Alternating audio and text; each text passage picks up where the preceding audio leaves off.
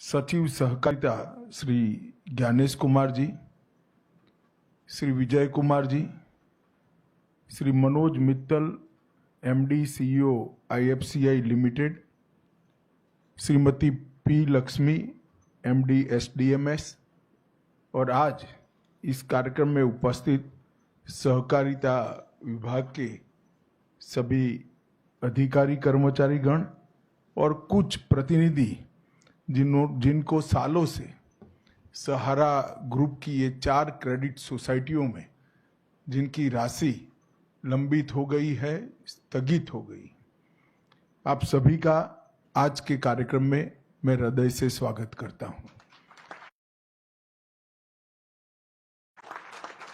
मित्रों, ये छोटा सा परंतु महत्वपूर्ण कार्यक्रम है।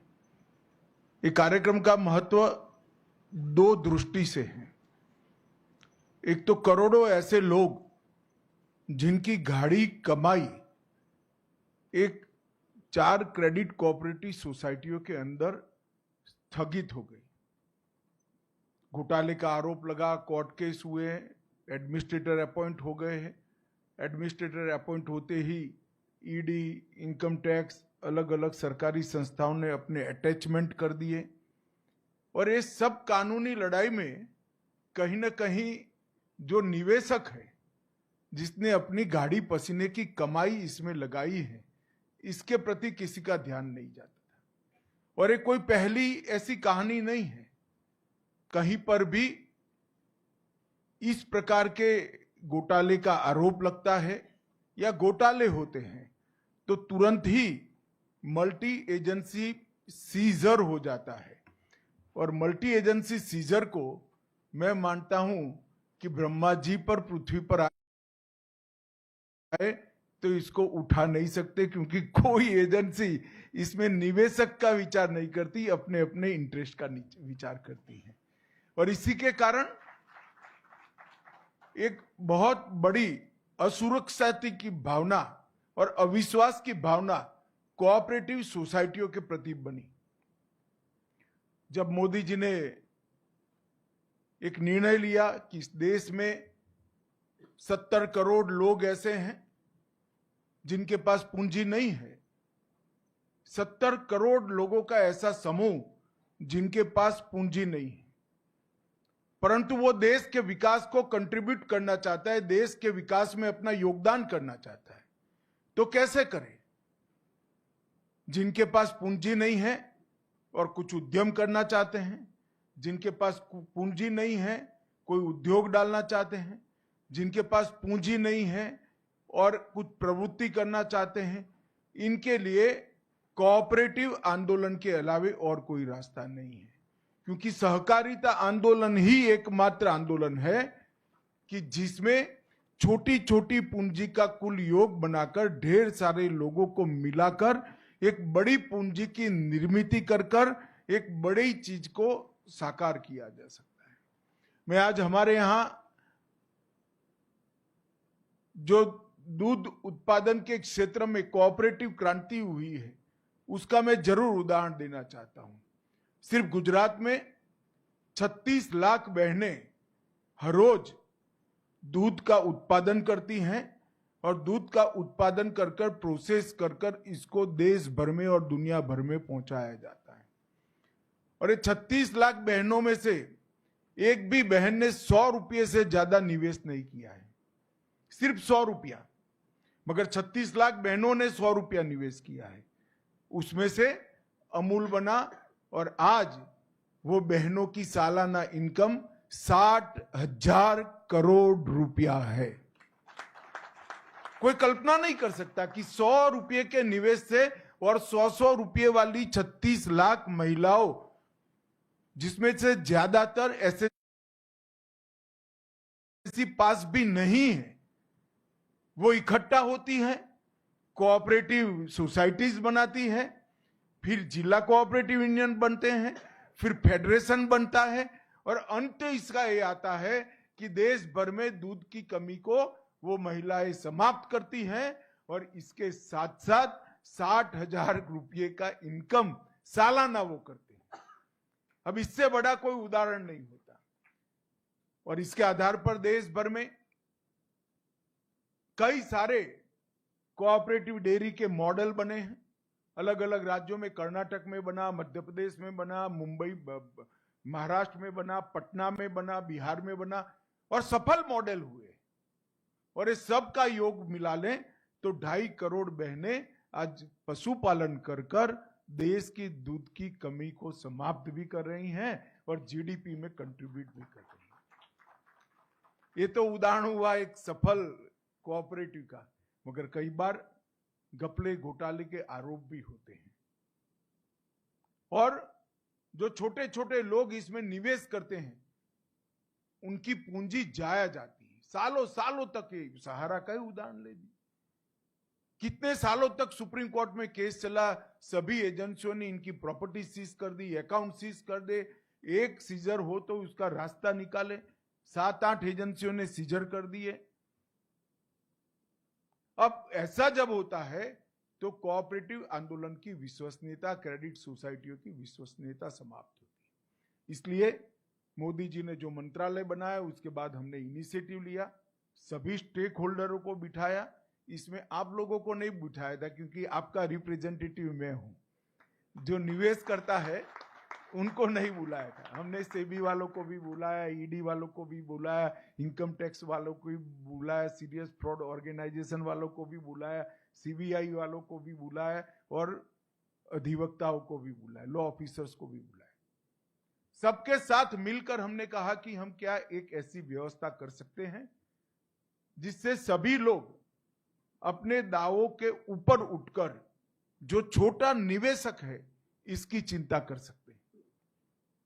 और मुझे आनंद है कि सभी एजेंसियों ने मिलकर एक सुप्रीम कोर्ट में याचिका दायर की और सुप्रीम कोर्ट ने भी एक ऐतिहासिक फैसला लिया कि सभी एजेंसियां जब सहमत है तो एक सुप्रीम कोर्ट के पूर्व न्यायाधीश जी की अध्यक्षता में एक कमेटी बनाई जाए और उनके निर्देशन से ये पारदर्शी भुगतान की शुरुआत की जाए। और ट्रायल बेस पर आज ये पारदर्शी भुगतान की शुरुआत 5,000 करोड़ रुपए से कर रहे हैं हम।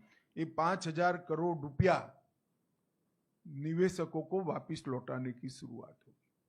और ये 5,000 करोड़ रुपया जब पूरा वापस हो जाएगा, हम फिर से सुप्रीम कोर्ट के सामने जाएंगे और कहेंगे कि इतने निवेशक बचे हैं और बाकी का भुगतान भी करें। आज जो पोर्टल लॉन्च हुआ है वो पोर्टल से लगभग 1 करोड़ निवेशकों को, क्योंकि हमने तय किया है कि पहले 10,000 रुपया तक की राशि को हम भुगतान करेंगे। जिनका 10,000 तक का निवेश है वो, और जितना भी निवेश हो उसमें से 10,000 रुपया। ये ट्रायल बेस है और ये पोर्टल के माध्यम से इसको ऑनलाइन सबको निमंत्रित करेंगे। पूरे डेटा को ऑनलाइन कर दिया गया है चारों सोसाइटियों के, और सीरीज ऑफ मीटिंग कोऑपरेटिव मंत्रालय के, सहकारिता मंत्रालय के अधिकारियों ने की है। हमारे जो स्टॉक होल्डिंग के साथी बैठे हैं उन्होंने भी बहुत बड़ा इनिशिएटिव दिया है। मैंने उनको चाय पर बुलाया था, मैंने बोला इसमें कमाई आपको चौनी भी नहीं होने वाली है, मगर ये सेवा का काम है, आप तत्परता से करिए। मैं स्टॉक होल्डिंग का भी धन्यवाद करना चाहूँगा कि इन्होंने बड़े मन से इसमें हमारा सहयोग किया है। और रेड्डी साहब ने भी 3 से 4 बार मीटिंग कर कर इसको गति दी है। मेरा मीटिंग करना तो स्वाभाविक है, मगर सुप्रीम कोर्ट के निवृत्त न्यायमूर्ति जब आपकी परेशानी को समझकर इसके लिए परिश्रम करे, वो हमारे लिए बहुत सकारात्मक संदेश है। मित्रों, लगभग 1,07 लाख निवेशकों को ये पोर्टल के अंदर पंजीकरण करने का अधिकार है, जिनकी पूरी राशि लौटाई जाएगी। और कुल मिलाकर 4 करोड़ निवेशक हैं जिनको 10,000 रुपये तक की राशि प्रथम दृष्टि से उनको वापस दी जाएगी। और ये मैंने कहा ये शुरुआत है। अगर ये सफलता से होता है, और सफलता से होगा उसका मुझे पूरा विश्वास है, क्योंकि पूरी प्रणाली को मैं समझा हूं, इसमें कहीं पर भी कोई गड़बड़ की गुंजाइश नहीं छोड़ गई है और कहीं पर भी जो जेन्युइन इन्वेस्टर है इसको अन्याय होने की गुंजाइश भी नहीं छोड़ेगी। जिन्होंने निवेश नहीं किया है इसको किसी भी तरह से यहां से रिफंड नहीं मिल सकता, और निवेश जिन्होंने किया है इसको कोई रोक नहीं सकता। मगर बहुत सारे निवेशक ऐसे होंगे जो ऑनलाइन पोर्टल पे शायद ना आ सके, मगर ये बहुत जरूरी है क्योंकि इतने सारे दावों का फिजिकली भुगतान संभव नहीं है। मैं आप सबसे निवेदन करना चाहूंगा कि सरकार ने सीएससी की व्यवस्था की है। सीएससी के माध्यम से आपका ऑनलाइन पंजीकरण करा सकते हैं, वो आपको पूर्णतया गाइड करेंगे। हम प्रयास करेंगे कि देश के सारे सीएससी को ऑनलाइन ये पूरी व्यवस्था भेज दी जाए, वो इसका स्टडी कर आपकी सहायता करेंगे। ढेर सारे लोग ऐसे होंगे जिनके मोबाइल आधार में जो रजिस्टर होंगे वो आपने बदल दिए होंगे, तो इसका भी रजिस्ट्रेशन कराना पड़ेगा, और आपके बैंक अकाउंट का रजिस्ट्रेशन तो करीब करीब सबका हो चुका है। इसमें दो ही प्रमुख शर्तें हैं, एक आधार का रजिस्ट्रेशन आपके मोबाइल के साथ होना और आधार का रजिस्ट्रेशन आपके बैंक अकाउंट के साथ होना। ये दो जुड़ाव है तो सिर्फ आपको रिसीट का वर्णन ऑनलाइन भेज देना है और एक फॉर्म डाउनलोड कर सिग्नेचर कर फिर से वापस ऑनलाइन भेज देना है आपके पास। मैं आपको विश्वास दिलाता हूं कि 45 दिन के अंदर पैसा आपके बैंक अकाउंट में जमा हो जाएगा, इसमें आप जरा भी चिंता मत करो। मित्रों, एक बहुत बड़ी शुरुआत है। देश में ढेर सारी क्रेडिट सोसाइटियों में घपले घोटाले हुए। पहली बार मोदी जी के नेतृत्व में इतने बड़े घोटालों में पारदर्शिता के साथ आज निवेशकों को पैसा देना शुरू हो रहा है। ये बहुत बड़ी उपलब्धि है जिसका मुझे कम से कम बहुत संतोष है और आनंद है कि आज करोड़ों लोगों को अपनी गाढ़ी कमाई के पैसे, गाढ़े पसीने की कमाई के पैसे वापस मिलने की शुरुआत होगी। और मैं आशा करता हूं कि 10,000 से 15,000, 15,000 से 20,000 लगभग छोटे निवेशकों को गिन ले तो 30,000 तक के निवेशक ले लेते हैं हम, तो लगभग 2.5 करोड़ लोगों को अपना पैसा वापस मिलेगा।